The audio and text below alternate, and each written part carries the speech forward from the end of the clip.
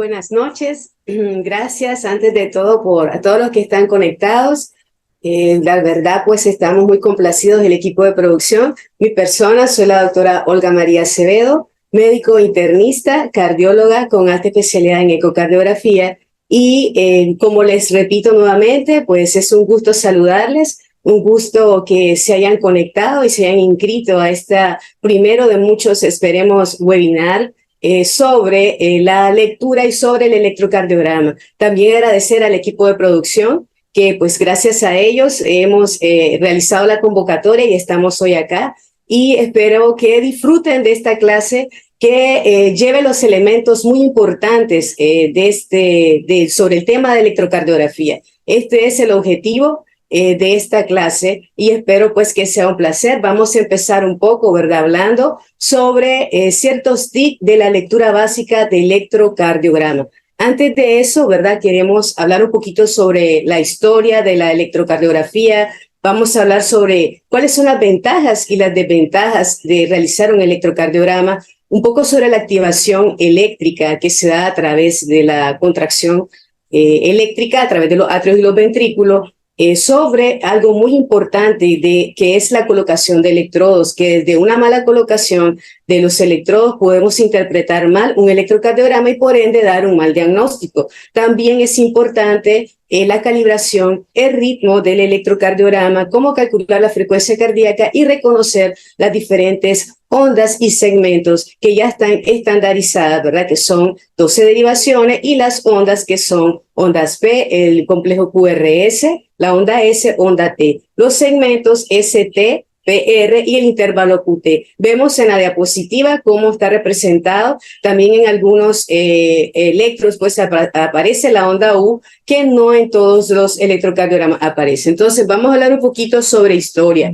Recordar que la electrocardiografía ya data desde el siglo XVIII, desde 1887, ya habían físicos que utilizaban y encontraron que la célula cardíaca generaba una contracción, o sea, una actividad eléctrica y por ende una contracción, pero fue hasta 1902 que, como vemos en la figura, en la fotografía, es lo que se conoce como Einthoven, que fue este señor médico y físico que presentó los primeros trazos electrocardiográficos, que es lo que conocemos como hasta hoy describe ondas, segmentos y el eje eléctrico del corazón. Él recibió Premio Nobel de Medicina en 1940 y posteriormente en 1911 Lewis popularizó el electrocardiograma hasta lo que conocemos en la actualidad. Se han seguido en la siguiente diapositiva viendo nuevos descubrimientos, como por ejemplo Goldberg en 1942 estableció las derivaciones ampliadas, que ya la vamos a ver, y es como ya ahora conocemos las 12 derivaciones, que son los que nos reporta un electrocardiograma.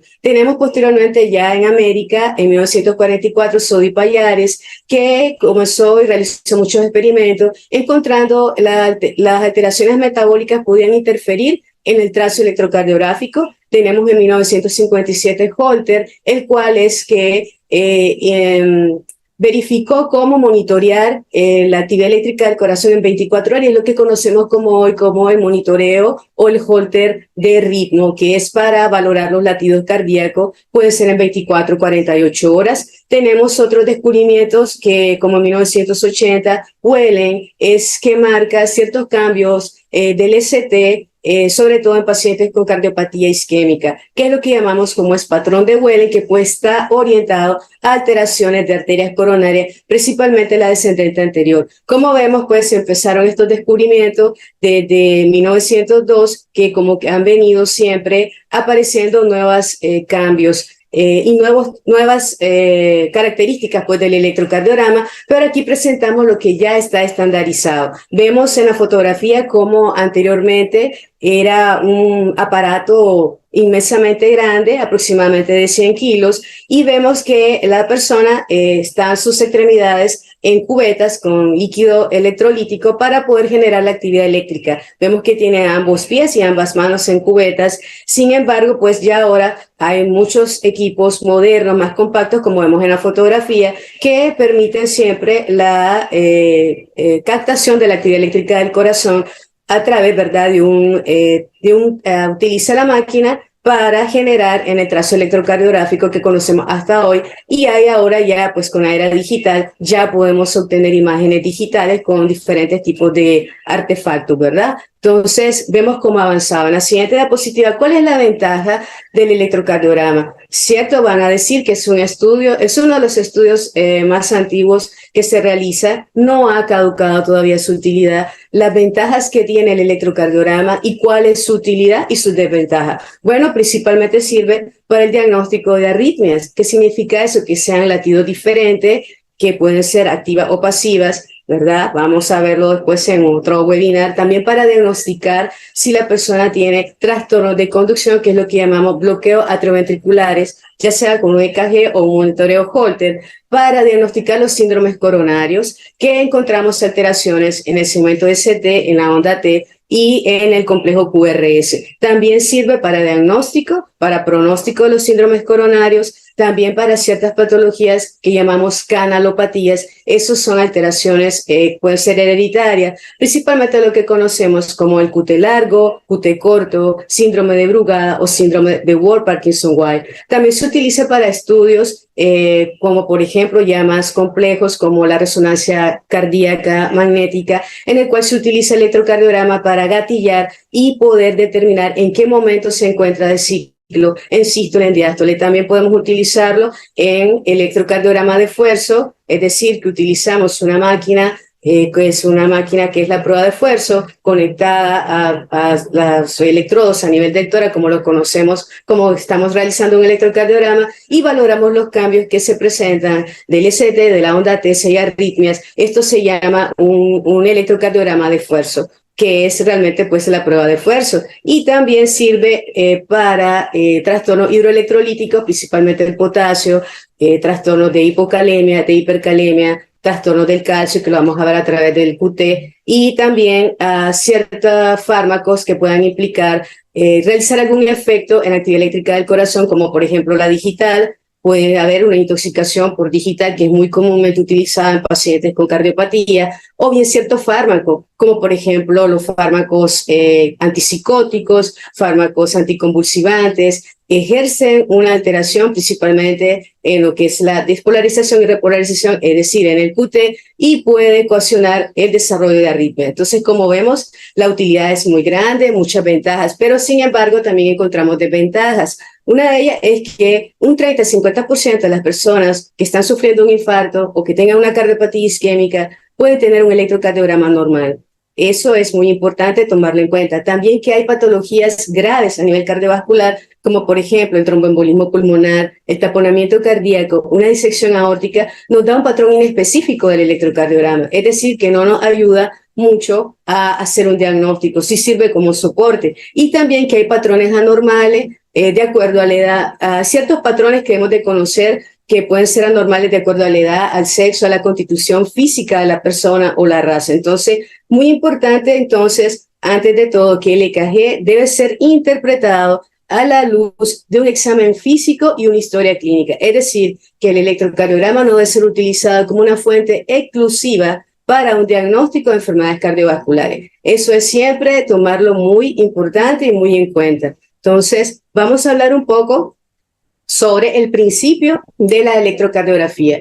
Como mencioné, recordemos que la activación eléctrica, como dije al principio, se da o se inicia en los atrios, ya lo vamos a ver más adelante, y ahí donde está el marcapaso normal del corazón, que es el nodo sinusal, se distribuye a través de los atrios, tanto atrio derecho como atrio izquierdo. Al atrio derecho se da a través de tres fascículos, y al atrio izquierdo en un fascículo, y se reúne en el nodo AB, y posteriormente viene lo que es la rama de las de His, que se divide en una rama derecha, una rama izquierda, y por último la fibra de Purkinje. Pero, ¿cómo nosotros estudiamos esa actividad eléctrica? La vamos a estudiar a través de, recordemos que hay una actividad eléctrica en el corazón, está mediada por iones. La activación se da principalmente por el sodio, calcio, potasio. Entonces, una vez que la célula cardíaca está está polarizada y viene un estímulo, significa que va a haber una carga positiva dentro de la célula que se encuentra en el interior negativo y va a generar una activación, una energía.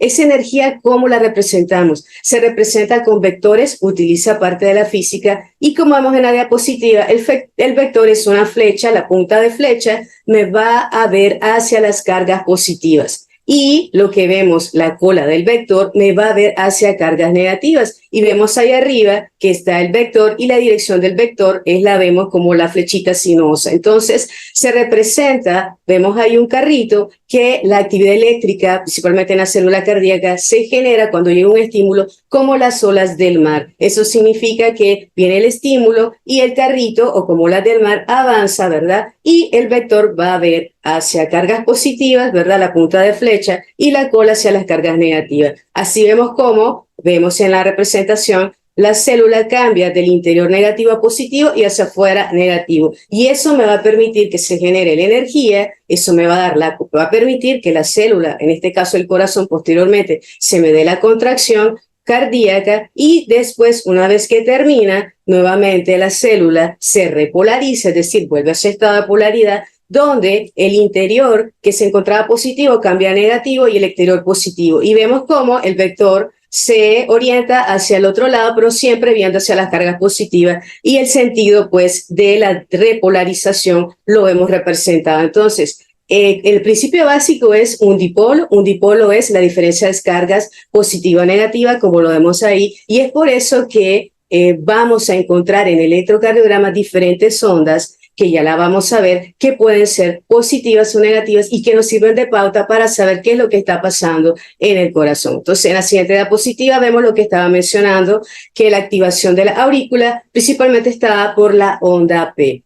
Vemos arriba en la silueta, la figura A está representando lo que es la contracción atrial, que un vector resultante de ambos atrios se dirige un poco hacia la izquierda, de arriba hacia abajo y un poco de abajo hacia arriba, ¿verdad? Y un poco hacia la izquierda. Ese es el vector resultante. Muy importante porque, de acuerdo, cuando miremos cómo se representan las ondas en el sistema exaxial, es porque nos va a dar, y vamos a ver por qué las ondas son positivas en cada una de las derivaciones que vamos a ver. Y abajo vemos en la figura B cómo se da la despolarización ventricular, que estaba principalmente por tres vectores: un vector 1, que es la porción sectal, un vector 2, que es la porción principalmente del ventrículo izquierdo, y el vector 3, que es las porciones altas del ventrículo derecho, y nos va a dar un complejo QRS. Y finalmente, el inciso C, que es la repolarización, está dada por lo que es la onda T, que vemos que es el vector, también está dirigido hacia abajo y hacia la izquierda, y de esa manera pues tenemos lo que es la contracción tanto de atrios y ventrículos. La onda P entonces me da la contracción y la despolarización y repolarización de los atrios, y a nivel ventricular por el QRS, y la onda T la repolarización. Entonces, vamos a hablar un poquito sobre la activación de las aurículas. Como mencioné, ya en este esquema más específico vemos que el atrio derecho va a dirigir un vector hacia abajo y hacia la derecha. Vemos que el atrio izquierdo lo dirige un poco hacia atrás y hacia arriba, pero finalmente el vector resultante es, como mencionamos, un vector que se dirige de arriba hacia abajo, de adelante hacia adelante y un poco hacia la izquierda. Entonces, eso nos va a dar una onda P principalmente positiva en D1, en ABF, y negativa en ABR. Lo vamos a ver posteriormente en el esquema. En la siguiente tenemos la activación ventricular. La activación ventricular está representada por los tres vectores, como mencioné, pero aquí importante, vemos que el vector 1 es la porción más alta del septum. El vector 2 vemos que es principalmente el ventrículo izquierdo, se dirige hacia arriba, ¿verdad? Y hacia la izquierda. El vector 3 es el vector de las porciones altas, y el vector 2 es las porciones basales del ventrículo derecho. Como vemos ahí en la figura, de acuerdo, como vimos, el dipolo, ¿verdad? La carga positiva se dirige, ¿verdad?, hacia la punta de flecha. Entonces, vamos a ver cuando colocamos los electrodos a nivel horizontal, es decir, B1, B2, B3 hasta B6, vemos cómo esos vectores, como se van acercando a esas derivaciones, van a registrar en el electrocardiograma una onda positiva. Y en la medida que esos vectores se alejen de esas derivaciones, donde estamos mencionando, va a dar una onda negativa. Es por ello que encontramos, como mencioné, en el QRS diferentes patrones del QRS, o sea, cierto, según el voltaje van a estar un poco más altas, un poco más anchas, y la amplitud de las ondas del QRS. Bueno, y finalmente después, como vimos, la repolarización se da de endocardio a epicardio y es donde posteriormente va a representar, como mencionamos al inicio, cómo se da la activación, como la ola del mar y cómo está orientada la orientación del vector, ¿verdad? Que vemos en la figura A, cómo va desplazándose, ¿verdad? Y cambiando el interior de negativo a positivo, esta es la despolarización. Y finalmente, cuando ya está completamente despolarizada, se inicia la repolarización, donde el sentido igual el interior va a cambiar de positivo, va a volver nuevamente a negativo y el exterior positivo. Y vemos cómo igual el vector se orienta viéndose las cargas positivas.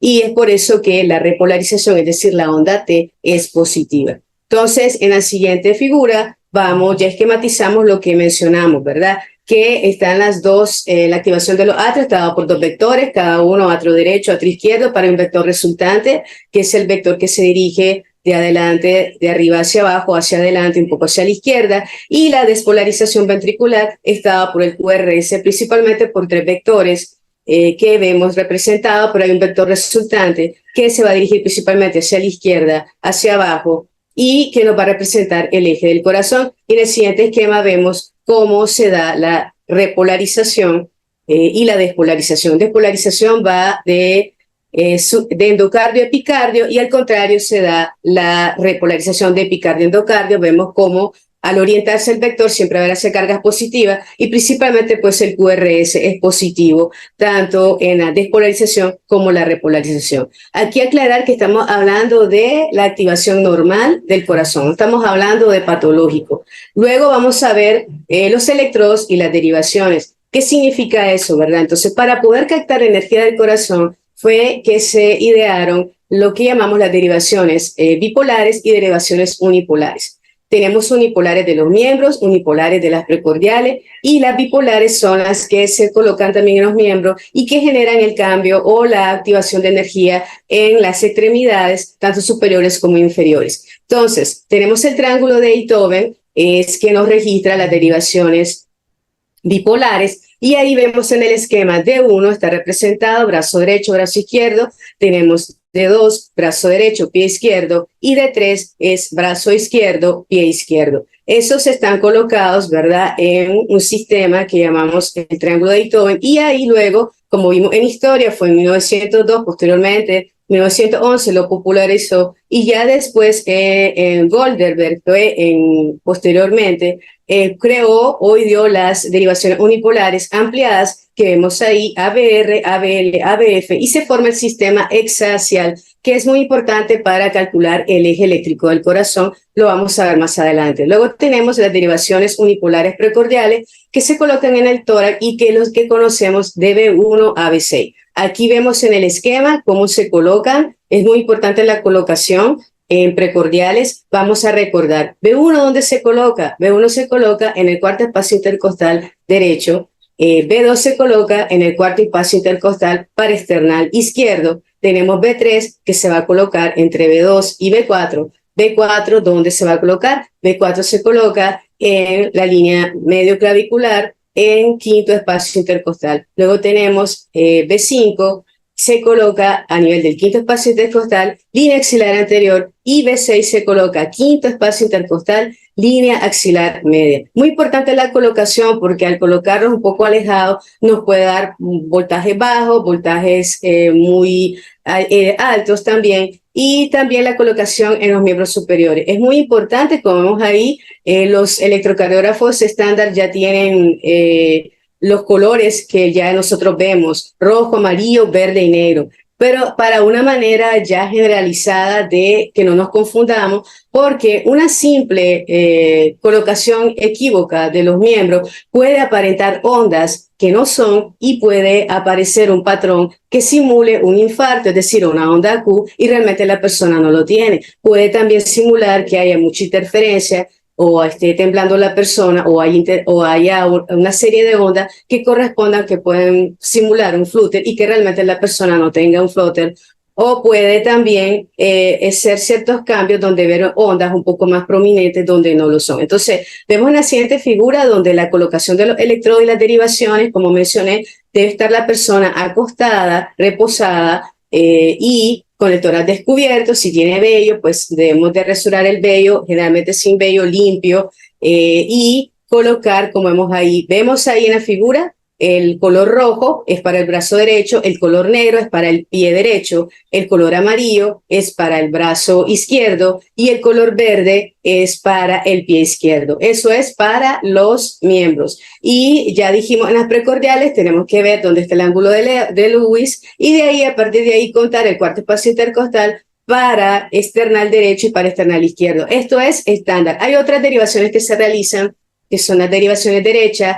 Eso es para valorar si hay un infarto del ventrículo derecho o las derivaciones posteriores, pero comúnmente solamente se hacen en caso de un infarto de cara inferior, pero la generalización de la colocación de los electrodos es como mencioné. Entonces vemos ahí que puede simular un diagnóstico incorrecto de dextrocardia al colocar mal los electrodos y realmente no lo tiene. O bien, como mencioné, tener floater, tener unas ondas, elevaciones del ST, que realmente no la hay. Entonces, muy importante, como mencioné, es esa colocación de los electrodos. Entonces, ya para entrar un poco, ¿cuáles serían la lectura básica del electrocardiograma? Vemos el siguiente esquema, ¿verdad? ¿Qué es lo importante para iniciar el electro, verdad? A realizar un electro. Ya vimos cómo debe colocarse los electrodos, la persona debe estar acostada, reposada. Vamos a ver la calibración. ¿Qué significa la calibración?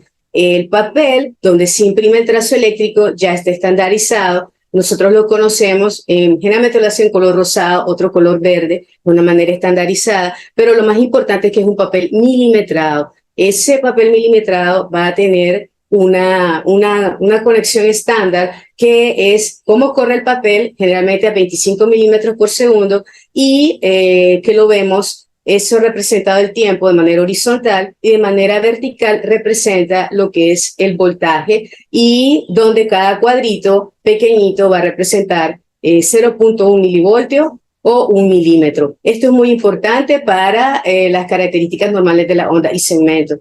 ¿Cómo vamos también a determinar el ritmo? Si es ritmo sinusal o no es sinusal, ya la vamos a ver. La frecuencia normalmente que debe tener el corazón entre 60 a 90, 60 a 100 latidos por minuto y vamos a calcular el eje del QRS que ya vimos que representa la fuerza eléctrica del corazón, pero principalmente está representada por el eje eléctrico que es el voltaje que tiene el ventrículo izquierdo y que es principalmente por el eje QRS del ventrículo izquierdo, como mencioné, y después las ondas y segmentos, ya vimos pues la onda P, el complejo QRS, la onda T, los segmentos y los intervalos, que lo vamos a ver posteriormente. Entonces, en la siguiente diapositiva vemos la calibración.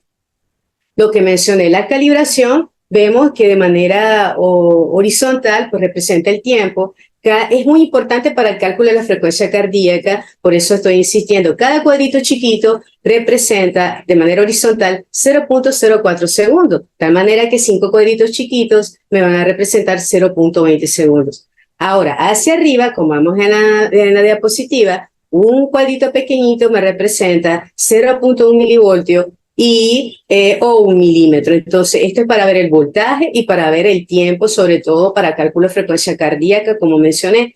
Y la velocidad estándar a la que corre el papel debe ser 25 milímetros por segundo. Eso es lo más importante. Eso ya viene en los aparatos actuales y ya viene automático, pero si uno toca algún botón, puede ser que no nos fijemos y que sea la velocidad 50 milímetros por segundo, o también esté más alto el voltaje. Ya vamos a ver en la siguiente diapositiva que es la calibración implica también la señal estándar es que, o sea, que 10 milímetros sea 1 milivoltio, es decir, lo que dijimos anteriormente, que un cuadrito pequeño representa 0.1 milivoltio o 1 milímetro. Entonces, puede haber media señal, como vamos ahí, o doble señal, pero generalmente hay que fijarnos porque si está a media señal o está doble señal, nos puede aparentar que tiene mucha hipertrofia, o sea, unas ondas muy altas y realmente no lo tiene, o si está muy pequeñita puede significar que hay bajo voltaje y puede indicar que probablemente la persona tenga un derrame pericárdico, pero realmente no lo tiene. Entonces,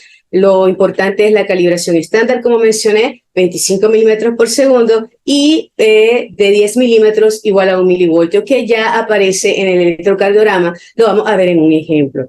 En la siguiente, ¿cómo sabemos cuál es el ritmo de base? El ritmo de base del corazón, como mencionamos, es sinusal. ¿Qué significa eso? Que la activación eléctrica, como mencionamos, del corazón viene del nodo sinusal. Vemos en el esquema, el nodo sinusal se encuentra cerca de la desembocadura de la vena cava y vemos ahí representado pues lo que ya hemos mencionado, que hay un vector para atrio derecho, atrio izquierdo y un vector resultante. Pero si vemos aquí abajito en el recuadro, como esa onda, ya vemos que el vector resultante, si transpolamos, ¿verdad?, al sistema de hexaxial o que vamos a verlo posteriormente, vemos que ese vector resultante va a ver más, o sea, la punta de flecha, como mencioné, hacia, vemos ahí, D2 ABF, y entonces me va a dar una onda P positiva en D2 y ABF. Y vemos que como se aleja de ABR, va a dar una onda P negativa en ABR. Entonces, esto es muy importante porque así vamos a saber si el ritmo es sinusal. Vamos a obtener entonces, vamos a ver D2 y ABF y vemos que la onda P es positiva y en ABR la onda P es negativa. Y en las derivaciones precordiales vemos acá como se acerca más a AB2 y AB6, nos va a dar una onda positiva. Como en B1 la ve como perpendicular, entonces se va a generar una onda isodifásica. ¿Qué significa eso? Que va a tener dos ondas generalmente positiva y negativa, como vemos en B1, y en D3 también, como la ve un poco perpendicular, me va a dar una onda positiva o negativa. Entonces ahí sabemos primero que el ritmo es sinusal, que hay onda P, y la onda P debe ser positiva. Vamos a buscar en el electrocardiograma, está positiva en D2, está positiva en ABF, y positiva de DB2 a B6, está negativa en ABR y puede ser isodifásica en B1. Vamos a ver otra característica, que mi ritmo es sinusal, que la frecuencia, como mencioné, es 360 y 100, y que cada onda P le preceda un QRS. Es decir, ya vimos que la activación del corazón está dada por atrio, que es la onda P, y por los ventrículos, que es el QRS. Entonces, cada onda P le debe seguir un QRS. Eso llamamos ritmo sinusal. Y vemos ahí pues que la P, como mencioné, positiva en D2ABF, también en D1 y negativa en ABR. Entonces, esas son las tres características para saber que un ritmo es sinusal. Vamos a ver las ondas y segmentos un poco más con detalle. La onda P en la siguiente diapositiva vemos que debe ser menos de 0.10 segundos en duración y menos de 2.5 milivoltios en amplitud. Tenemos posteriormente, como en el esquema, viene lo que es el segmento PR, ¿verdad? Que debe tener una duración entre 0.12 a 0.20 segundos. Tenemos el QRS, normalmente debe ser entre 0.06 a 0.10 segundos, como vemos en el esquema, 110, 120, y luego tenemos la onda T, normalmente debe ser menos de 5 milímetros. Una onda T tiene un ascenso un poco más rápido que un descenso más lento. Normalmente es positiva en la mayoría de las derivaciones, principalmente precordiales, negativa en B1 puede ser. Y luego tenemos el intervalo QT. El intervalo QT es el que me va a representar tanto la despolarización como la repolarización y tiene implicancia más que todo en patologías como canalopatías. Normalmente el QT debe de medir 440 milisegundos. Entonces, recapitulando, nosotros vamos a determinar la onda P, el QRS, las características de la onda P, menos de 0.10, menos de 2.5 milivoltios, el QRS de 0.10 a 0.12 segundos, y el QT de 0.40 o 440 milisegundos o 0.44 segundos como mediciones estándares y de la normalidad. Vamos a ver un poquito sobre las ondas P, como vamos ya un poquito más hablando. Siempre fíjense que insistimos, ¿verdad? Cuando el ritmo es sinusal, en el mismo esquema, que el vector resultante de la activación del atrio es la onda P. Insistir pues que la onda P es positiva en D1 ABF y negativa en ABR, puede ser isodifásica en D3 en B1 y positiva también de B2 a B6. Vemos ahí que puede ser entre 0.10 de duración y en amplitud 2.5 milímetros. Entonces, el eje de P también entre más 30 y más 70 grados. Vemos posteriormente, vamos a hablar un poquito sobre los patrones del QRS. Muy importante porque a veces nos preguntan, se miran una onda inicial. Recordar que toda onda que está antes de la onda R, y si es negativa, es una onda Q. Toda onda que está después de la onda R es una onda S. Y importante porque muchas veces preguntan, ay, ¿tiene Q? Sí, puede tener Q. Recordemos, y vamos ya aquí en este esquema, que la activación ventricular se da por varios vectores, y es precisamente por el vector sectal que va a generarse una onda Q, que lo vamos a ver. Entonces, lo que quiero decir con esto es que podemos encontrar, como vemos ahí en la diapositiva, varios patrones del QRS que no significan necesariamente algo patológico. Vamos a encontrar entonces diferentes voltajes de las ondas, como vemos ahí representadas. ¿Por qué mayúsculas? ¿Por qué minúsculas? Generalmente lo hacen para representar la amplitud. Una onda R vemos ahí pequeñita y una onda S mayúscula es porque el voltaje de la S es mayor, y así sucesivamente. Onda R y S mayor voltaje me las representan en mayúscula. Vemos entonces que pueden haber diferentes patrones. Podemos encontrar un QS en el complejo QRS, solamente una onda R, y no necesariamente indica patología. Podemos encontrar también una onda R que llamamos mellada, es decir, que tiene la forma, muchas veces se le llama orejas de conejo o forma de M, que eso sí ya lo vamos a encontrar cuando hay alteraciones como son los bloqueos de rama, derecha o izquierda, o vemos como, por ejemplo, hay un Q mellado, que significa que esa onda Q, que es negativa, generalmente tiene una duración mayor de 0.04 segundos y es de base ancha. Eso sí ya indica un proceso patológico. Por eso vemos en esta diapositiva, es muy importante. También puede ser, como ahí, positiva o negativa la onda, o pueden ser melladas, o pueden tener un patrón más, menos, menos. Y eso lo vamos a ver, muy importante para el cálculo del eje eléctrico del corazón. Entonces, aquí al otro lado vemos el esquemita que les estaba mencionando, que como de acuerdo al vector, por ejemplo, vamos a ver acá abajo en el plano horizontal, donde tenemos las derivaciones precordiales, ahí vamos a ver cómo, de acuerdo a los vectores, cómo se da la despolarización y repolarización en el ventrículo, si el vector se aleja o se acerca hacia la derivación B1, de B1 a B6, nos va a dar una onda positiva o negativa. Entonces, por ejemplo, vemos en B1. En B1 vemos que hay una onda R pequeñita y una onda S más prominente. ¿Eso qué significa? Porque en B1 el vector B, el vector sectal, que se dirige hacia esa área, hacia B1, pero la onda, el vector 2i, que es la principal despolarización del ventrículo, lo ve negativo o se aleja, y por eso vemos un patrón de R pequeña y una S. Así vemos sucesivamente hasta B3. ¿Qué significa? Es el punto de transición, porque ya vemos el ventrículo izquierdo generalmente desde B3 a B6. Y ahí vamos a encontrar entonces que generalmente el vector se acerca a esa derivación, y por eso vemos un patrón que de predominio una onda R alta en B3, B4, B5, y una onda S generalmente de menor voltaje, que indica los vectores sectales, principalmente el 2S y el vector 3, que se aleja y lo ve como una onda S o negativa en el electrocardiograma. Entonces, vemos también en las derivaciones unipolares que la mayoría de las ondas son positivas, ¿verdad? Porque la mayor voltaje lo da el vector 2i, que es realmente el eje eléctrico del corazón, y la mayoría pues del voltaje va a ser positivo en las derivaciones de 1i a bf.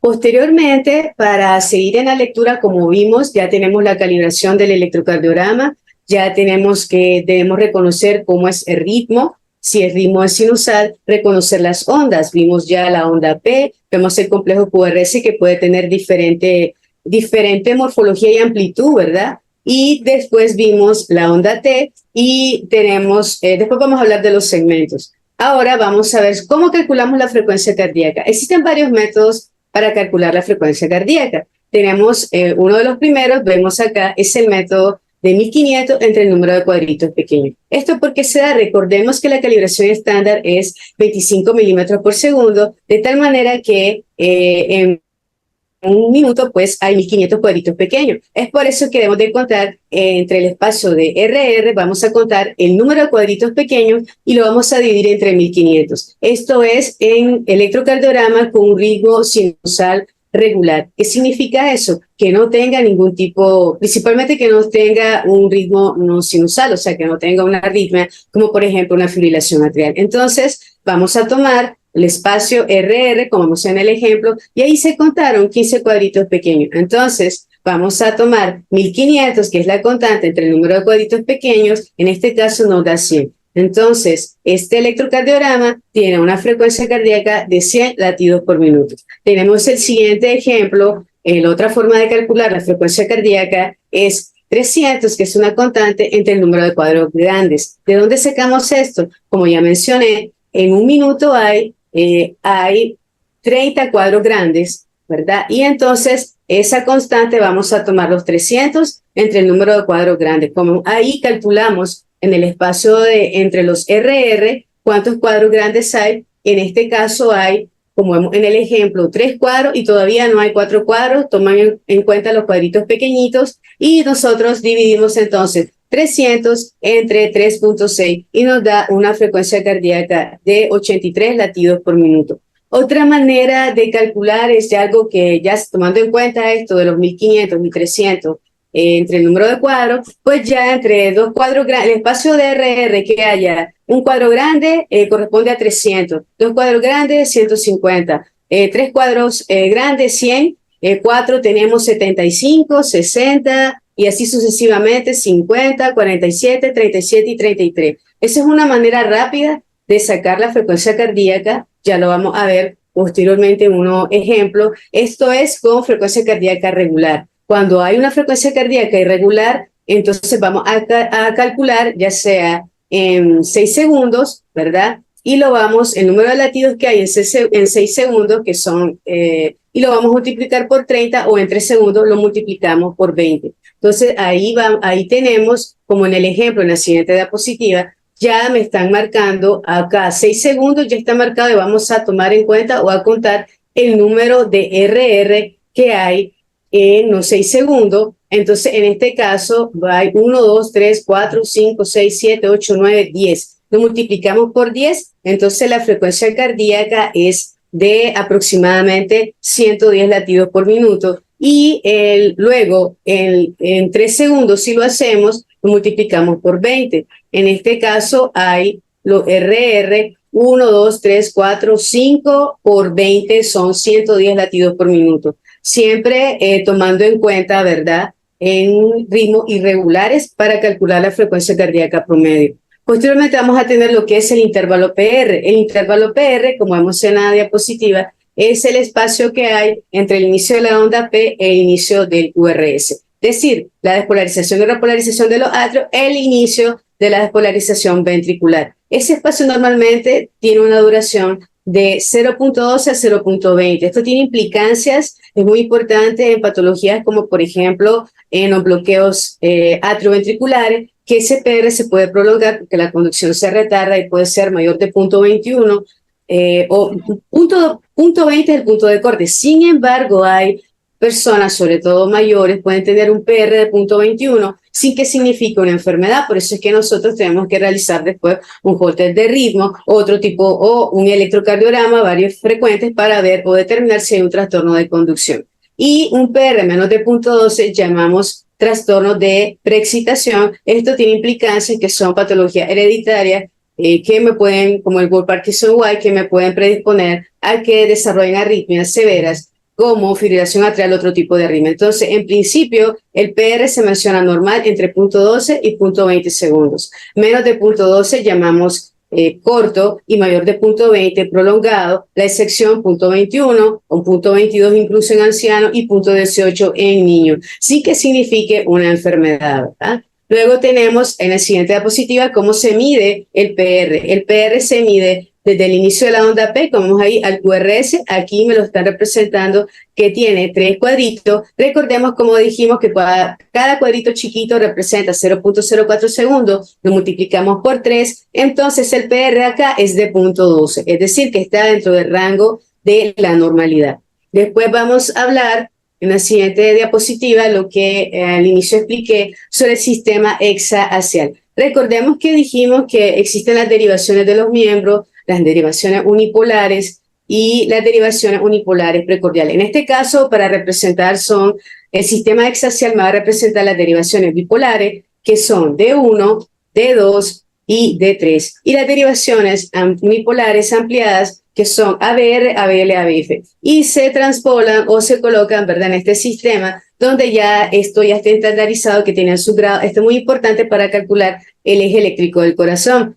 D1 va a representar, como vamos a ir recordar, de 0 grado positivo a 180 grados. ABF cruza de manera perpendicular y representa hacia arriba negativo menos 90 y hacia abajo más 90, como vemos en la diapositiva. Y después tenemos acá D2, que va desde, recordemos que de brazo derecho, pie izquierdo, pero la disposición, como se coloca de manera perpendicular, va a representar más 60 grados hacia abajo y menos 120 hacia arriba. Tenemos D3, que va de brazo izquierdo a pie izquierdo y me va a representar menos 60 hacia arriba y hacia abajo más 120. Después de eso colocamos las perpendiculares que pasan a esas derivaciones bipolares. Y ahí ya está estandarizada, como vemos acá. Tenemos ABR, que es la perpendicular de D3, y ABR me dirige hacia más 30, es decir, hacia abajo, y hacia menos 150. Y tenemos ABL, que es la perpendicular de D2, que se dirige de menos 30 hacia arriba y hacia abajo más 150. Este sistema exaxial utilizamos para el cálculo del eje eléctrico del corazón, que tiene implicancia en ciertas patologías como las patologías hipertensivas, valvulares principalmente. Entonces, en el siguiente paso, ya dijimos, vamos a ver la calibración, vamos a ver si hay ritmo sinusal y vamos a valorar las ondas y segmentos. Si cada onda P le corresponde a un QRS, valor normal de la onda P, vamos a ver la disposición del QRS, de la onda T, ya vimos el segmento ST, ya vimos el intervalo PR y vamos a calcular el eje eléctrico. El eje eléctrico del corazón está, como mencionamos, representa la fuerza eléctrica del corazón, pero la mayor fuerza, recordemos que el ventrículo izquierdo tiene mayor masa muscular, la mayor fuerza, de tal manera que la genera principalmente el ventrículo izquierdo, y el vector resultante de una contracción ventricular normal, de un eje normal del corazón, está dirigido, como vemos ahí en la figura, un vector rojo que va de arriba hacia abajo, hacia adelante y hacia la izquierda. Y si nosotros lo pasamos, como vemos en la siguiente diapositiva, en el sistema exaxial, vemos que ese vector hacia dónde se dirige entre D1 y ABF. ¿Qué grados encontramos entre D1 y ABF? Es decir, entre 0 y 90 grados. ¿Qué significa eso? Que el eje del corazón normal está entre 0 y 90 grados. Y ahí me lo representan, como es en la figura de los colores, que si se encuentra hacia arriba el vector o desplazado, el eje, vamos a tener un eje desviado hacia la izquierda. Si está un poco, lo vemos en azul, en el cual está entre más 90 y más 180 grados, ese eje está desviado a la derecha. Y si se encuentra en el extremo, que está de más 180, de menos 90 y menos 180, está hiperdesviado a la derecha. Como mencioné, esto lo utilizamos para diagnosticar diferentes patologías, como por ejemplo en las personas hipertensas, en las personas con cardiopatía valvular, con estenosis aórtica, con miocardiopatía hipertrófica, podemos tener un eje desviado a la izquierda. En las pacientes que tienen problemas principalmente de cavidades derechas, como por ejemplo Einstein, un tromboembolismo pulmonar o un cor pulmonar, puede estar el corazón o más hipertrofiado al ventrículo derecho, así mismo como al atrio, y podemos encontrar un eje desviado a la derecha. En patologías pulmonares también, que va a haber repercusión en cavidades derechas, entonces vamos a tener ese eje. Entonces es importante porque nos sirve de orientación cómo se encuentra el corazón, ¿verdad? Y nos sirve de guía para las diferentes patologías. Entonces, ¿cómo lo calculamos? Ya vimos. Una forma es eso, entre D1, utilizando D1 y ABF las derivaciones, si traspolamos al sistema exaxial, si está entre D1 y ABF, que es decir, si tomamos el electrocardiograma y las ondas están principalmente positivas en D1, o sea, hay más ondas positivas y en ABF están más positivas, ¿qué significa? Que el eje está entre 0 y 90 grados, es decir, un eje normal. Y ya si se encuentra D1 positivo y ABF encontramos predominio de ondas negativo, mi eje está a la izquierda. Y si encontramos que el ABF está positivo y D1 está negativo, entonces está desviado a la derecha, y si ambos están negativos, ABF y D1, mi eje está hiperdesviado a la derecha, o más bien indeterminado, que se menciona. Otra forma de calcular el eje eléctrico es siempre utilizando, recordemos, el sistema exaxial, utilizamos D1 y D3. ¿Qué significa eso? Que vamos a buscar en el electrocardiograma cómo se encuentra la onda en D1, como vemos en el ejemplo, es decir, sumamos toda la resultante, es decir, tanto ondas positivas, hacemos la diferencia, la colocamos en el sistema exaxial, la calculamos. Esto puede ser calculado con una regla milimetrada, y luego colocamos también la sumatoria que nos da en D3. En este caso vemos ahí en el ejemplo que D3 está 13 menos 1, da 12 positivo, y en D1 pues 4.5 y hacia abajo 1.5 me da 3. Nos colocamos esos resultados al sistema exaxial, como en el ejemplo, donde está D1 está en la parte horizontal y D3 está perpendicular, y ahí vamos a encontrar entonces, tomando la regla y juntando, ¿verdad? Esta resultante me da que el eje pues se encuentra positivo, ¿verdad? En este caso un poquito en 70 grados, como en el ejemplo, es decir, entre 60 y 90 grados quiere decir que el eje está normal. Otra manera de calcular el eje eléctrico es utilizando las ondas o la isodifásica. ¿Qué significa eso? En todo electrocardiograma nosotros vamos a ver todas las derivaciones, principalmente de las unipolares y las ampliadas de los miembros. Hay una que está más isodifásica, es decir, que está tanto positiva como negativa de manera equilibrada, es decir, está igual. Y entonces nosotros buscamos cuál de ellas está isodifásica, vamos a buscar la perpendicular. Ya vimos, como expliqué, que la perpendicular de D1 es ABF, de D3 es ABR y de D2 es ABL. En el caso del ejemplo, vemos por acá que nos dicen que la isodifásica es D1, y vemos entonces, buscamos ABF que está positivo, y ABF ¿a dónde está? Recordemos el sistema exaxial que ya está estandarizado, es 90 grados. Entonces, el eje eléctrico en este caso es más 90 grados, es decir, está normal. Luego tenemos en el siguiente ejemplo, vamos a ver, el siguiente es el mismo del más 90, ya colocándolo en el electrocardiograma, ¿verdad? Te ponen en un círculo que la isodifásica es de 1 y positiva en AF es más 90. Vamos a ver en el siguiente ejemplo que vemos que D3 es la que se encuentra más isodifásica. Vamos a buscar la perpendicular, que es ABR, y vemos que ABR está predominantemente negativo. ¿Qué significa eso? Que se aleja de ABR, es decir, que se dirige hacia el lado positivo, y ABR, su polaridad positiva, ¿dónde está? Está en más 30. Es decir, que el eje eléctrico en este caso está en más 30 grados.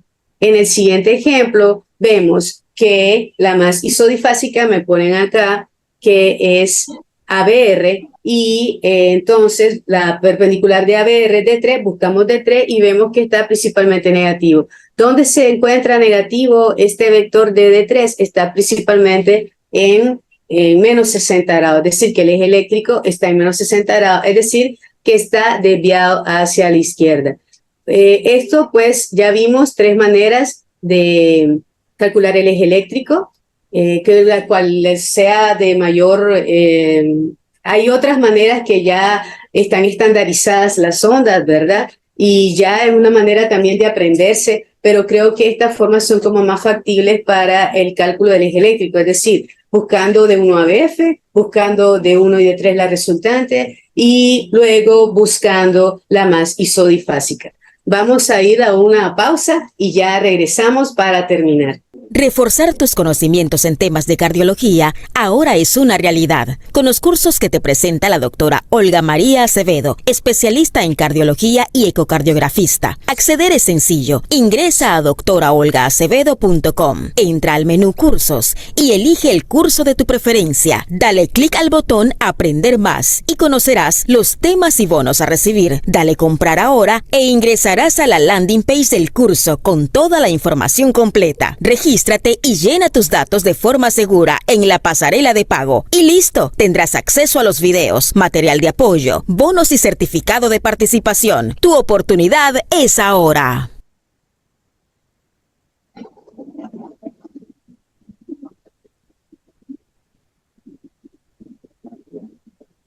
Bueno, vamos a continuar, realmente ya nos falta poco. Se me olvidó también mencionarles que para preguntas las pueden enviar al WhatsApp que está en del webinar o bien a la plataforma, al chat del Zoom, para que ya al terminar las podamos contestar. Entonces, estábamos hablando, ¿verdad?, del eje eléctrico. El eje eléctrico ya lo sacamos, como mencioné, a través de las derivaciones del sistema exaxial, para así saber si está normal, está desviado a la izquierda o está hiperdesviado a la derecha o eje indeterminado. Pero también en el plano horizontal nosotros nos vamos a fijar también si el corazón se encuentra horizontal, en posición intermedia o está vertical. ¿Cuál es la implicancia que tiene eso? También en ciertas patologías podemos encontrar si tiene cierta alteración. Entonces, por ejemplo, lo más importante fijándose nosotros acá en D1 y ABL, como vemos acá en el eje horizontal, si ABL, como generalmente se dirige ese vector hacia arriba, recordemos que ABL está hacia arriba y un poco hacia la izquierda, entonces las ondas van a ser predominantemente positivas en ABL y como ve la cola del vector, pues van a ser negativas. Entonces, eso nos indica que el corazón está más horizontal y no necesariamente va a implicar, si tenemos una onda, un complejo negativo en ABF, que tenga una patología. Igual, si está vertical, pues se va a dirigir más un poco hacia ABF, entonces la onda va a ser positiva en ABF y negativa un poco en ABL. Eso es en el plano horizontal, lo que son las rotaciones del corazón. Y finalmente un poco del QT, recordar que el QT representa la despolarización y repolarización ventricular. ¿Y cómo se mide? Vemos aquí, desde el inicio del QRS, es decir, de la onda Q, hasta el final de la onda T. Normalmente 0.40, 0.44 segundos, vemos ahí cómo se mide hasta el final de la onda T, pero de una manera tangencial, como en el ejemplo. Y así, en ese punto de corte, pues medimos el número de cuadritos chiquitos, como mencioné, y ahí nos va a dar el QT, normalmente es inversamente proporcional a la frecuencia cardíaca y puede variar de acuerdo a la frecuencia cardíaca en un 10% sin que implique patología. Esto ya dijimos, pues tiene implicancia en, por ejemplo, el trastorno hidroelectrolítico, en ciertas canalopatías como el QT largo, QT corto, tiene cierta implicancia. Entonces, ya para resumir, ¿verdad?, sobre la lectura básica, recordando la calibración. La calibración estándar es 25 milímetros por segundo y el voltaje 1 centímetro, es decir, 1 milímetro, 0.1 milivoltios. El ritmo debe ser sinusal. ¿Cómo sabemos que está sinusal? Vamos a buscar las ondas P, recordando la activación normal del corazón y como sea en el atrio. Entonces, onda P positiva va a ser en D2, en ABF, en D1 y una P negativa en ABR, puede ser isodifásica en B1 y B2 AB6 positiva. Cada P precede un QRS, el ritmo sinusal, el ritmo normal del corazón, la frecuencia entre 60 y 100, ya vimos cómo se calcula utilizando el método de 1500 entre el número de cuadritos chiquitos, 300 entre el número de cuadros grandes y si es irregular utilizamos 6 segundos o 3 segundos, 6 segundos multiplicamos por 10, 3 segundos multiplicamos por 20. Esto es en frecuencias cardíacas irregulares. Y por último, pues vamos a buscar el QRS. Ya dijimos que puede haber diferente variedad del QRS tomando en cuenta eso depende del eje eléctrico, puede ser la onda de diferente voltaje, va a depender también de cómo se está en el plano horizontal, si está horizontal, si está vertical, y si no implicando, ¿verdad?, realmente que sea una patología. Y el eje normal sí, también ya vimos cómo lo calculamos, representa la fuerza principalmente del ventrículo izquierdo porque es la que tiene mayor fuerza y se encuentra entre 0 y 90 grados. Hay 3 métodos de calcularlo. Vimos utilizando D1 a F, utilizando D1 y D3 la resultante, o utilizando lo que es la isodifásica, o utilizando cuál está. Y después tenemos la descripción de ondas y segmentos que vimos la onda P. Vamos a ver después las preguntas, ya está el equipo de trabajo. Tenemos la onda P, que normalmente debe ser entre 2.5 y 0.10 segundos. El PR, .12, perdón, a .20 segundos. El ST debe ser isoeléctrico, no debe estar ni elevado ni descendido. Normalmente ya una elevación de 1 milímetro ya implica patología. Y el QT, que es inverso a la frecuencia cardíaca y normalmente en promedio de 440 milisegundos. Vamos a ver la pregunta. Preguntan sobre el eje eléctrico. Es decir, tomando en cuenta las derivaciones de 1 a F. Ya vimos que el eje eléctrico tenemos 3 formas. De 1 a BF perfectamente lo podemos tomar, es más fácil. Dijimos que si es positivo de 1 a F está normal, Si D1 está positivo y ABF está negativo, el eje a la izquierda, y si ambos están negativos, desviado a la derecha. Una manera como más sencilla de calcular el eje eléctrico. También tenemos D1 y D3, ya es milimetrado, y así tienen tiempo, utilizan una reglita, miden todas las derivaciones y resultantes en D1 o D3, o bien también calculando la isodifásica, siempre tomando en cuenta el sistema exaxial para calcular el eje eléctrico. Y también, pues, al final mencionamos lo que dijimos, onda y segmento. Acá teníamos solamente 2 electrocardiogramas para, como un ejemplo. Aquí vemos el primer electrocardiograma, ejemplo. Si se fijan, este es un electro de un paciente tomado, ¿verdad?, del hospital. Miremos abajito. La calibración generalmente aparece abajito y dice 25 milímetros por segundo y dice 1 centímetro, 10 milímetros, 1 milivoltio. Es decir, tiene una calibración estándar. Siempre búsquenla, está generalmente en el extremo inferior.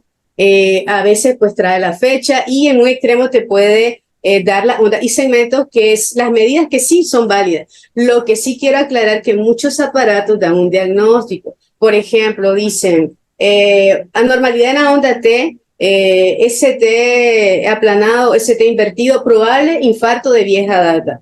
Muchos reportes de electrocardiograma. Otros te dicen ondas ST y ondas T inespecíficas, probable isquemia o probable infarto también. Entonces, recordemos que el electrocardiograma es para describir ondas y segmentos, y es a la luz de la clínica y la historia clínica hacer un diagnóstico. Sí podemos tomar en cuenta, medir las ondas y segmentos que vemos ahí, pero no tomar en cuenta hacia el pie de la letra lo que es el diagnóstico, porque recordemos que son aparatos y que ya vienen automatizados. Entonces, aquí vemos, vamos a buscar el eje eléctrico, miremos ahí, derivación estándar, es sinusal. Busquemos en D1 la onda P. Onda P está positiva en D1, está positiva en D2 y también está positiva en ABF. La onda P está negativa en ABR, correcto. Los RR están regulares, es decir, y la frecuencia cardíaca vamos a calcularla. Si tomamos en cuenta 3, 4, tiene 20 cuadritos, 1500 entre 20 cuadritos nos da una frecuencia cardíaca aproximadamente de 74. Entonces, calibración estándar con frecuencia cardíaca de 74 latidos por minuto. Vamos a calcular el eje eléctrico. Miremos acá, tomamos en cuenta el ejemplo de D1 y ABF. Vamos a ver otra pregunta. D1 está positivo y ABF está positivo. Quiere decir que se encuentra en el primer cuadrante, es decir, el eje está normal. Si vamos a usar la isodifásica, busquemos la isodifásica. En este caso es D3. D3, ¿cuál es la perpendicular de D3? Es ABR. ABR, ¿hacia dónde está? Está negativo, quiere decir que se me dirige hacia la porción positiva, es decir, que está en más 30 grados. Busquemos posteriormente el PR, aquí normalmente mide 0.11 segundos, está un poco corto en este caso, y el QRS, miremos la disposición, ¿verdad? R, la transición está en B2, es decir, que ya me pasa hacia las derivaciones precordiales B4, B5, B6, y tenemos el QT también, que lo podemos medir en B5, B6, que va desde el inicio de la onda P, del Q, perdón, hasta el final de la onda T, que equivale a 0.40 segundos. Entonces, un electrocardiograma prácticamente, como lo describimos, sinusal, derivación estándar, pero tiene un PR corto. Vamos a leer la pregunta. Las derivaciones cuando solo son, de 5 cables. Generalmente los electrocardiogramas vienen con las derivaciones, eso es cuando tal vez se refiere a los Holter, pero en un electrocardiograma tiene que tener las 6 derivaciones precordiales y las derivaciones de los miembros. Como ya mencioné, se colocan en brazo derecho, brazo izquierdo, pie derecho, pie izquierdo y las 6 derivaciones en el tórax. Hay electrocardiogramas que utilizan 10 derivaciones que son para el Holter. Los Holter de 24, de 12 derivaciones y Holter de 3 derivaciones. Y ya te viene estandarizado que solo utiliza realmente lo que es brazo izquierdo, las derivaciones de los miembros y una precordial. Cuando son 5 cables, probablemente es a lo que se refiere. Pero todos los electrocardiógrafos generalmente tienen los 4 cables que son para los miembros superiores e inferiores y los 6 cables que se colocan en el tórax. La siguiente pregunta, aquí está la pregunta. ¿Se considera normal un eje menos 30 si la paciente es obesa? Bueno, normalmente el eje eléctrico, recordemos, es muy buena pregunta. Lo que te dicen los libros, normalmente que el eje está entre 0 y 90 grados se considera normal. Algunos libros consideran que hasta menos 30 grados puede ser considerado normal, pero la mayoría consideramos que el eje eléctrico debe estar entre 0 y 90 grados. Ya menos 30 pudiera ser como cierta implicancia, como menciona ahí, por obesidad. Pero algunos libros lo consideran menos 30, incluso algunos libros mencionan hasta menos 110 como normal, pero normalmente no. Ya vimos que si el corazón no está hipertrofiado, no está dilatado, su energía o su eje eléctrico se va a dirigir de arriba hacia abajo, hacia la izquierda, es decir, en el triángulo axial va a ser entre 0 y 90 grados. Entonces no está estandarizado como decir menos 30 ni más 110 como normal. Muy buena pregunta. No sé, bueno, vamos a ver si tenía otro electrocardiograma, pero si tienen las preguntas, estamos en el tiempo de las preguntas para contestarlas. En el siguiente ejemplo del electro vemos igual, ahí abajito aparece la estandarización, 25 milímetros por segundo, y también tenemos la calibración de 10, un milivoltio, ¿verdad? Un centímetro, un milivoltio, tiene la calibración estándar. Aquí a este ladito aparecen las mediciones de la onda y segmentos. Tenemos la onda P. Otra pregunta. Vamos a ver la otra pregunta. El eje de P, muy buena pregunta. No lo pusimos porque era como TIC, pero tomamos en cuenta lo mismo. Recordemos que el eje de P, si recordamos la diapositiva, representa la descarga o la energía de la despolarización y repolarización del atrio. Entonces recordemos que vimos que hay dos vectores para el atrio, uno para el atrio derecho, uno para el atrio izquierdo, pero el vector resultante es que se dirige de arriba hacia abajo y hacia adelante. Es decir, que el eje de P está entre 30 y 70 grados. Si lo tomamos en el sistema exaxial, pues va a haber hacia D1 y ABF positivo, es decir, 30 y 70 grados. Entonces se calcula igual. Buscamos la onda P en D1 y ABF. En este caso, miremos el ejemplo de la onda P está positiva y AF está positiva, entonces el eje de P está normal. Pero normalmente no se hacen esos cálculos, pero sí igual en un eje de T se calcula igual tomando de 1 a BF, pero recordemos que la onda T es positiva en la mayoría de las derivaciones, tanto precordiales como unipolares y bipolares, excepto en ABR, que la onda T puede estar negativa y también la onda P negativa, significando la despolarización y repolarización normal, no implicando patología. Vamos a ver la siguiente pregunta. ¿Cómo se colocan, dice, en el corazón derecho? ¿Qué derivaciones se ponen y cómo? Ok. Para corazón derecho, ¿cómo colocar bueno, según entiendo, eso no lo mencioné también. Recordemos que la colocación normal es lo que describimos, pero las derivaciones derechas, ¿cómo se colocan? En los pacientes que sospechamos que tienen un infarto, principalmente la cara inferior, tenemos que buscar las derivaciones derechas y posteriores. Entonces, buena pregunta. ¿Cómo colocamos? Colocamos igual las derivaciones de los miembros, ¿verdad? La derivación en brazo derecho, brazo izquierdo, pie derecho, pie izquierdo. Pero a nivel precordial, B1 se coloca igual, ¿verdad? En la región paraesternal derecha, pero en vez de colocar al lado izquierdo B2, B3, B4, B5, B6, lo vamos a hacer al lado derecho. Es decir, igual que hicimos anteriormente, ¿verdad? Vamos a colocar entonces B2, lo vamos a colocar B1 para external derecho, B2 para external izquierdo, ya vamos a colocar B3 entre B4 y B2 y ya vamos a colocar B4, B5, B6, pero a la misma posición que el lado izquierdo, es decir, cuarto espacio intercostal, quinto espacio intercostal, línea axilar anterior y media, ahí vamos a colocar. Y vamos a tomar en cuenta, cuando tomemos el trazo de ese electro y vamos a decir que son derivaciones derechas, vamos a buscar principalmente en pacientes con infarto del ventrículo de cara inferior, B3R y B4R, que son los que tienen más sensibilidad. Y la otra pregunta, que también cuando los pacientes sospechamos que tienen un infarto posterior, ¿cómo se colocan? Colocamos igual las derivaciones en los miembros y colocamos entonces B1, B2, B3 se colocan igual, para external derecho, para external izquierdo, y B3 se coloca igual, cercano, ¿verdad? A B4, pero ya B4 lo vamos a colocar en la línea axilar posterior, B5 lo vamos a colocar en la región media de la escápula y B6 vamos a colocarla paravertebral, es decir, un poquito al lado de la columna. ¿Y eso qué va a representar? Va a representar B4, va a ser B7, B8 y B9. Eso serían las derivaciones posteriores, pero no se hace de común, sino cuando están en urgencia, tienen sospecha de un infarto de la cara inferior con extensión eléctrica al ventrículo derecho o con extensión a nivel de las paredes de infarto posterior, entonces colocamos las derivaciones que ya mencionamos. Vamos a ver si hay otra pregunta. Hay otra pregunta, 2 preguntas más. Vamos a ver. Ok, criterios que se utiliza para sospecha de hipertrofia ventricular, Sokolov, ¿cuál de ellos sería la más específica?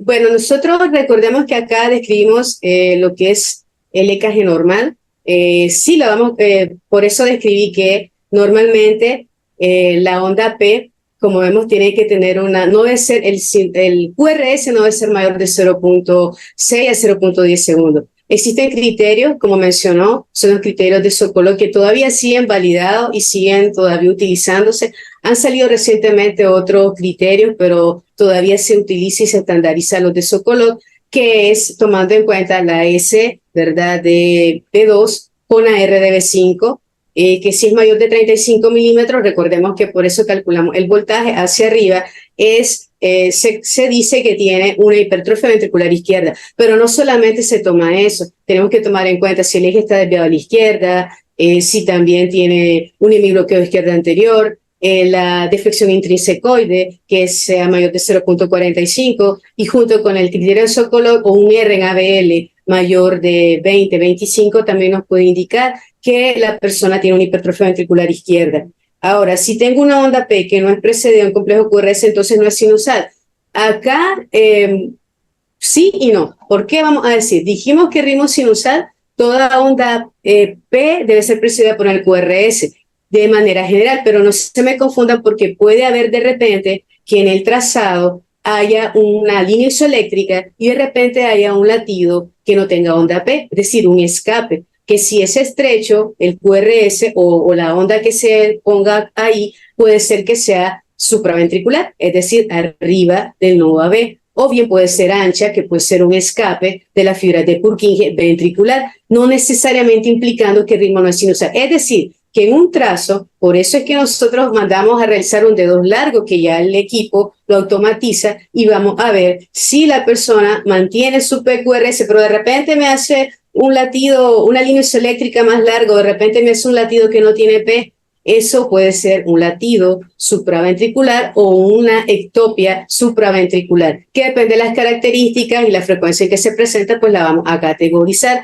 Entonces, no, ahí está muy bien la pregunta, no se me confundan, que en un trazado de ritmo sinusal podemos decir, pero tiene latidos extrasístoles que pueden ser supraventriculares o ventriculares, siendo de ritmo sinusal. Por eso mandamos a hacer electrocardiograma, mandamos a repetir otro, o en caso de duda, pues colocamos el Holter, que es para el registro de los latidos en 24 horas. Veamos la otra pregunta.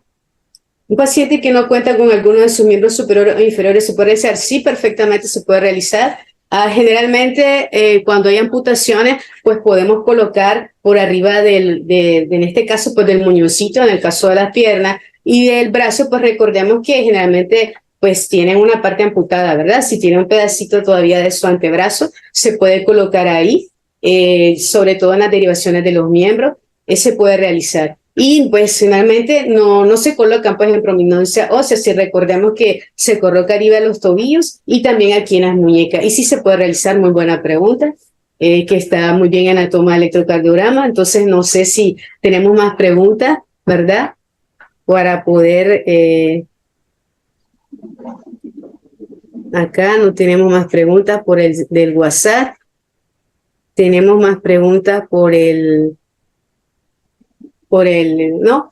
Entonces, pues realmente, pues para finalizar, un gusto haber estado compartiendo. Es como recordar electrocardiografía básica, ¿verdad? Vamos a dejar grabada la clase. Recordarles que principalmente hay que entrenamiento, estar viendo electrocardiograma.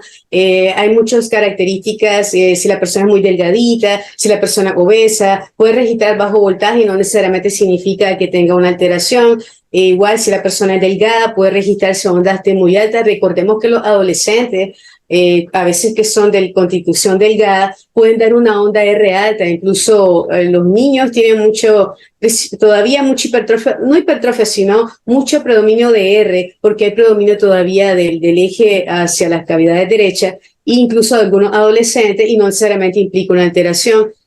También recordemos que la persona debe estar acostada, no debe tener nada que me cause interferencia. Por eso es que le decimos, quítese todo, quítese los aretes, quítese llaves, monedas, porque realmente pueden interferir con el trazo, un temblor, si está temblando, si hay mucho frío. Entonces eso es muy importante, o si ya tiene una enfermedad. Entonces hay mucha interferencia y muchas veces no podemos leer un electrocardiograma, hay que ponerlo. No vemos estandarización, hay interferencia, pero aún así describimos la onda y segmento. Y recordar pues que el electrocardiograma se debe utilizar a la luz de la historia clínica, no dar un diagnóstico, porque muchas veces yo me he encontrado en la práctica clínica que encontramos ST descendido o una onda T negativa en varias derivaciones, una persona de 20, 30 años y sin factores de riesgo, y muchas veces le ponen cardiopatía isquémica y mucha gente llegan casi muy preocupadas y casi colapsando, que tienen un infarto o que el electrocardiograma dice que tuvo un infarto antiguo. Entonces es muy importante tomar otros estudios. Este es uno de los pilares. Hay muchos otros estudios que hay que completarse para hacer pues realmente un diagnóstico. Entonces este espero que ha sido de su agrado, un gusto realmente que se hayan conectado, estar con ustedes, y vamos a dejar la clase para que estén pendientes. Ahí la vamos a dejar, creo, tenemos en las redes, hay mucha información, ¿verdad?, para la educación, para el paciente, y vamos a dejarla ahí en el canal de YouTube, en las redes sociales. Sigan también, visiten en la página web, como les mencioné, hay cursos, más detalles. Mi objetivo es dar esta charla para aprendizaje, para que se haya un dinamismo, recordar siempre hacer esa lectura de electrocardiograma, y es de manera práctica, pero aquella persona que esté interesada y que tenga tenga más interés realmente sobre mayor lectura, podemos encontrar más detallado en la página web sobre los cursos, principalmente de EKG básico y EKG avanzado. Y les agradezco realmente por estar acá. Aquí hay una última pregunta, vamos a contestarla para que no quede ahí. Dice: ¿las placas metálicas o material de osteosíntesis pueden causar interferencia? Generalmente no. Las personas que tienen, por ejemplo, prótesis de rodilla, que es la más frecuente, o tal vez fracturas, que les ponen algún clavo, algún tornillo, no representa tampoco marcapasos, tampoco alguna prótesis, no representan para la toma del electrocardiograma. Sí, para estudios ya sabemos, como resonancia, eso sí, pues como pueden tener implicancias, pero ya estamos hablando de otro estudio. Para el electrocardiograma no. Realmente, pues, muchísimas gracias pues por estar acá. Espero que ha sido de sagrado, y espero pues estar nuevamente con ustedes y estén listos pues ya sea por el WhatsApp para anunciarles pues otro próximo webinar donde vamos a hablar sobre lo patológico. Vamos a hablar sobre el patológico de atros, de ventrículos, y vamos a ir así de manera sucesiva. Pues muchas gracias y pasen muy buenas noches, y un gusto realmente que hayan estado acá compartiendo. Reforzar tus conocimientos en temas de cardiología ahora es una realidad. Con los cursos que te presenta la doctora Olga María Acevedo, especialista en cardiología y ecocardiografista. Acceder es sencillo. Ingresa a doctoraolgaacevedo.com. Entra al menú Cursos y elige el curso de tu preferencia. Dale clic al botón Aprender más y conocerás los temas y bonos a recibir. Dale Comprar ahora e ingresarás a la landing page del curso con toda la información completa. Regístrate y llena tus datos de forma segura en la pasarela de pago. Y listo, tendrás acceso a los videos, material de apoyo, bonos y certificado de participación. Tu oportunidad es ahora.